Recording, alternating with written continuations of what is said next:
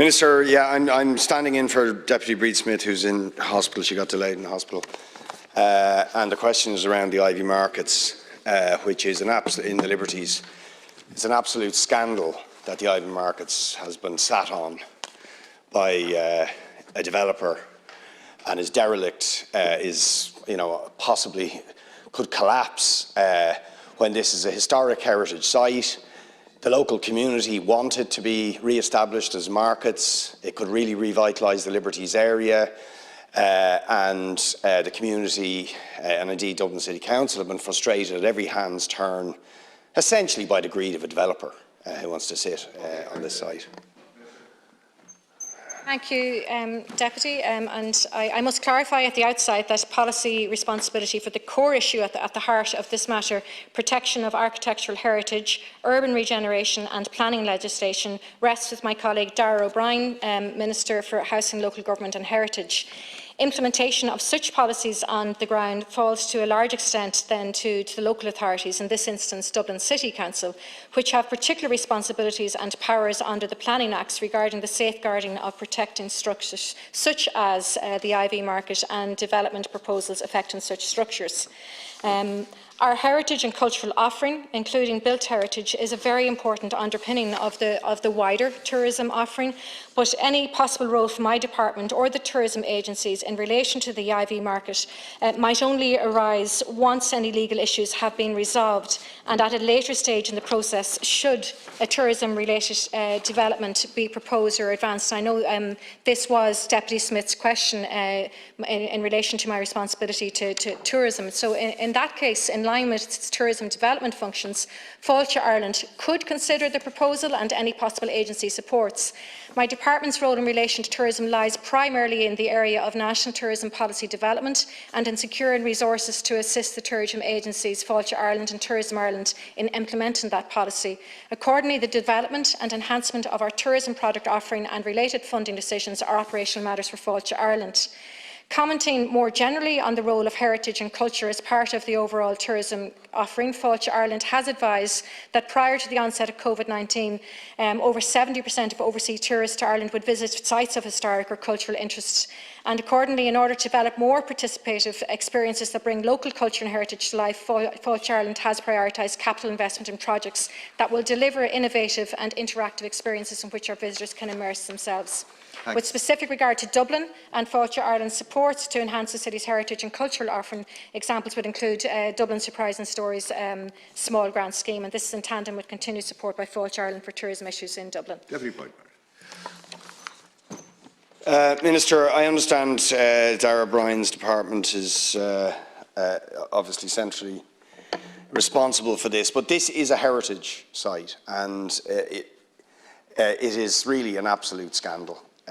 That this beautiful building, but which is now on the brink of collapse, has not been refurbished, revitalised, redeveloped as a market for the people, which is what it was originally, what it was intended to be by the Guinness family when it was given to the people of the area, and essentially the greed of a developer has frustrated the efforts to get this absolutely vital heritage site, which could really be transform the situation in Francis Street and the Liberties, and really it's just be a win-win.